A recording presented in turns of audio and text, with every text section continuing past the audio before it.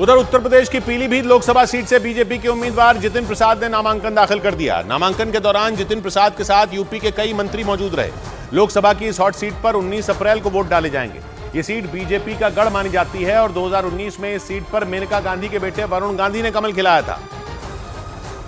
लेकिन इस बार पार्टी ने जितिन प्रसाद पर भरोसा जताया। मतलब बीजेपी ने वरुण गांधी की टिकट काटकर यूपी के पीडब्ल्यूडी मंत्री जितिन प्रसाद को उम्मीदवार बना दिया। नामांकन के आखिरी दिन जितिन प्रसाद ने बिना शोर शराबे के पीलीभीत सीट से अपना पर्चा भी भर दिया। पर्चा भरने के दौरान उनके साथ यूपी के जल शक्ति मंत्री स्वतंत्र देव सिंह समेत कई दूसरे नेता और कार्यकर्ता मौजूद रहे। नामांकन से पहले जितिन प्रसाद ने शहर में मां यशवंतरी देवी के दरबार में माथा टेका। वहां से जो तस्वीरें सामने आई उनमें वो मंदिर में अपने परिवार के साथ पूरे विधि विधान से पूजा करते दिखाई दिए। पूजा पूरी करने के बाद वो नामांकन के लिए कलेक्ट्रेट पहुंच गए। इस दौरान वो गले में लाल रंग की चुनरी डाले भी नजर आए। पीलीभीत लोकसभा सीट पर पिछले 4 चुनावों से बीजेपी का परचम लहरा रहा है। बीजेपी ने जहां जितिन प्रसाद पर दांव खेला है तो वहीं समाजवादी पार्टी ने भगवत शरण गंगवार पर भरोसा जताया, जबकि बीएसपी की तरफ से अनीस अहमद खान चुनावी मैदान में ताल ठोक रहे हैं। और तीनों ही पार्टियों के उम्मीदवार पीलीभीत सीट पर अपनी जीत दर्ज करने के लिए पूरी ताकत झोंकने में जुट गए। बीजेपी के उम्मीदवार जितिन प्रसाद पहले कांग्रेस में थे, लेकिन 2022 में हुए यूपी विधानसभा चुनाव से ठीक पहले वो कांग्रेस का हाथ झटककर बीजेपी में शामिल हो गए थे। जबकि उत्तर प्रदेश के शाहजहांपुर के रहने वाले जितिन प्रसाद का पूरा परिवार कांग्रेसी था। उनके परिवार की 2 पीढ़ियां कांग्रेस में नहीं। जितिन प्रसाद के दादा कुंवर ज्योति प्रसाद और उनके पिता जितेंद्र प्रसाद ने अपनी पूरी जिंदगी कांग्रेस में बिता दी थी। लेकिन 2022 में हुए उत्तर प्रदेश विधानसभा चुनाव से ठीक पहले जितिन प्रसाद ने पाला बदल लिया था और वो परिवार के अकेले ऐसे सदस्य बन गए जो कांग्रेस छोड़कर बीजेपी में शामिल हो गए। बीजेपी की टिकट पर उन्होंने विधानसभा में जीत हासिल की और वो योगी कैबिनेट में पीडब्ल्यूडी मंत्री बन गए। असल में जितिन प्रसाद शाहजहांपुर के जमींदार परिवार से आते हैं और उनका परिवार रविंद्रनाथ टैगोर से भी जुड़ा हुआ है। जानकारी के मुताबिक रविंद्रनाथ टैगोर के पिता देवेंद्रनाथ टैगोर के 14 बच्चे थे। इनमें रविंद्रनाथ के एक भाई थे जिनका नाम था हेमेंद्रनाथ टैगोर। 1884 में हेमेंद्रनाथ के घर बिटिया हुई पूर्णिमा।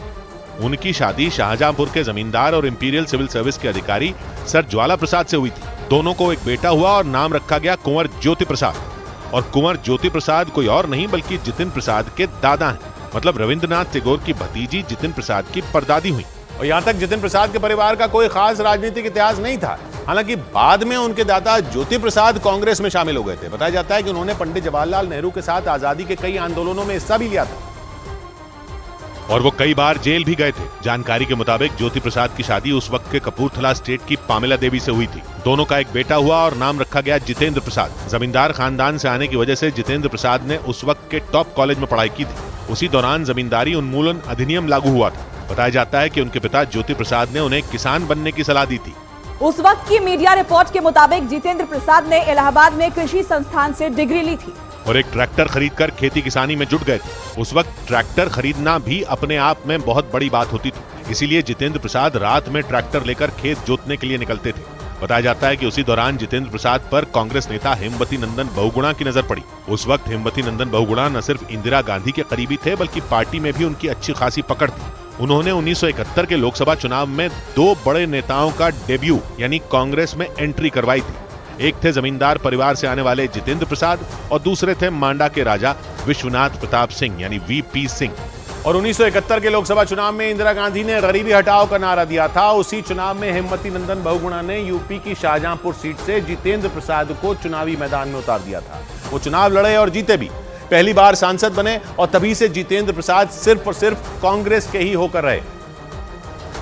यानी कांग्रेस में अपने पैर जमाने के बाद वो अपनी आखिरी सांस तक पार्टी के वफादार बने रहे। इस दौरान कई ऐसे मौके भी आए जब उन्हें कांग्रेस छोड़ने का ऑफर दिया गया, लेकिन हर बार उन्होंने मना कर दिया था। पहला मौका तब आया था जब इमरजेंसी के बाद 1977 के लोकसभा चुनावों की घोषणा के बाद हेमवती नंदन बहुगुणा ने कांग्रेस से बगावत कर दी थी। पूर्व रक्षा मंत्री जगजीवन राम के साथ मिलकर उन्होंने कांग्रेस फॉर डेमोक्रेसी नाम से पार्टी बनाई थी। उस चुनाव में पार्टी को 28 सीटें मिली थी, जिसके बाद पार्टी का जनता पार्टी में विलय हो गया था। और जब बहुगुणा अलग हुए तो उन्होंने जितेंद्र प्रसाद से भी जनता पार्टी में शामिल होने के लिए कहा था, लेकिन हेमवती नंदन बहुगुणा को अपना गुरु मानने वाले जितेंद्र प्रसाद ने उस ऑफर को ठुकरा दिया था। पार्टी के प्रति वफादार रहने की वजह से ही राजीव गांधी ने उन्हें 1984 में एआईसीसी का महासचिव बना दिया था। उन्होंने अपने राजनीतिक सलाहकारों में भी जितेंद्र प्रसाद को शामिल किया था। 1991 में जब पीवी नरसिम्हा राव प्रधानमंत्री बने और पार्टी की कमान संभाली तो उन्होंने भी प्रसाद को अपने राजनीतिक सचिव के रूप में बनाए रखा था। लेकिन सोनिया गांधी के कांग्रेस अध्यक्ष बनने के बाद पार्टी में तेजी से बदलाव होने शुरू हो गए थे। उस दौरान सोनिया गांधी ने जितेंद्र प्रसाद समेत तमाम सलाहकारों को हटा दिया था। उनके सलाहकारों में सिर्फ एक नाम शामिल था और वो नाम था अहमद पटेल का। लेकिन राजीव गांधी के समय ऐसा नहीं था, बल्कि उनके पास सलाहकारों की एक पूरी टीम हुआ करती थी। और राजीव गांधी की उसी टीम में जितेंद्र प्रसाद भी शामिल थे। लेकिन 1989 से जितेंद्र प्रसाद के लिए हालात बदलने लगे थे। पहला झटका उन्हें तब लगा जब उन्हें शाहजहांपुर सीट पर हार का सामना करना पड़ा था। और मई 1991 में राजीव गांधी की हत्या के बाद से जितेंद्र प्रसाद के राजनीतिक समीकरण पूरी तरह पलट गए थे। हालांकि राजीव गांधी की हत्या के बाद प्रधानमंत्री बने पीवी नरसिम्हा राव के साथ भी उनके अच्छे रिश्ते थे। सितंबर 1996 से लेकर मार्च 1998 तक सीताराम केसरी कांग्रेस के अध्यक्ष रहे थे। 1998 ही वो समय था जब सोनिया गांधी एक्टिव पॉलिटिक्स में दाखिल हुई थी। एक रिपोर्ट के मुताबिक सीताराम केसरी और उनके समर्थकों का एक धड़ा सोनिया गांधी को राजनीति में आने से रोकना चाहता था, जबकि कांग्रेस का एक दूसरा धड़ा सीताराम केसरी को अध्यक्ष पद से हटाना चाहता था। उस वक्त सीताराम केसरी के खिलाफ रहे नेताओं में जितेंद्र प्रसाद, शरद पवार और अर्जुन सिंह जैसे बड़े नेताओं के नाम शामिल थे। इसी बीच 1998 में चुनाव हुए। उस दौरान सीताराम केसरी को चुनाव प्रचार से दूर कर दिया गया था। और उस चुनाव में कांग्रेस औंधे मुंह गिर गई थी। अर्जुन सिंह और एनडी तिवारी जैसे दिग्गज नेता भी अपनी सीट बचा नहीं पाए थे। चुनाव में मिली करारी हार के बाद सोनिया गांधी को कांग्रेस का अध्यक्ष बना दिया गया था। और कुछ मीडिया रिपोर्ट के मुताबिक सोनिया गांधी के अध्यक्ष बनने के बाद जितेंद्र प्रसाद को वो तवज्जो नहीं मिली थी जैसा वो सोच रहे थे, क्योंकि अहमद पटेल जैसे नेता सोनिया गांधी के सलाहकारों में शुमार हो गए थे। इसी बीच 1999 में शरद पवार, पीए संगमा और तारिक अनवर ने मिलकर नेशनलिस्ट कांग्रेस पार्टी यानी एनसीपी बना ली थी। बताया जाता है कि उस दौरान भी शरद पवार ने जितेंद्र प्रसाद को एनसीपी में शामिल होने का ऑफर दिया था, जबकि उस दौरान वो पार्टी में हाशिए पर चल रहे थे। कहानी में नया मोड़ तब आया जब सन 2000 में जितेंद्र प्रसाद ने कांग्रेस के अध्यक्ष पद के लिए सोनिया गांधी को चुनौती दे दी थी। हालांकि वो बुरी तरह हार गए थे। जानकारी के मुताबिक 7,542 वोटों में उन्हें महज 94 वोट मिले थे।